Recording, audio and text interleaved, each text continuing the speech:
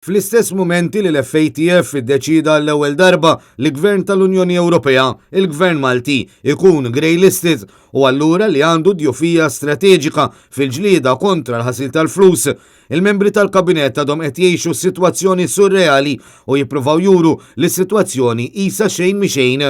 Fil-fatt wara li l-Gvern tefal il-pajjiżna f'riskju qawwi għas-settur finanzjarju, il-Ministru Ian Borch għadu qed jemmen li l-Gvern ħadem tajjeb. Mis-sosi minn Net News għaliex wasalna f'dan l-istat inkwetanti, il-Ministru Ian Borch ma kummentax dwar l-iskandli li ħakmu lill-Gvern Laburista sa mill-ewwel jum tiegħu fl-2013.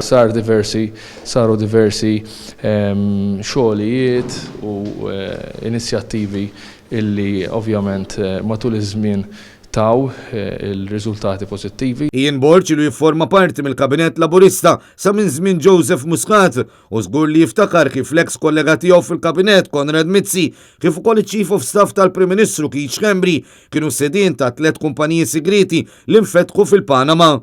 Fattur li bla dubju kien influenti fost ħafna stejjer u skandli oħrajn biex l-FATF beda l-proċeduri fil-konfront tal-Gvern Malti biex is-sedan ġie grey listed.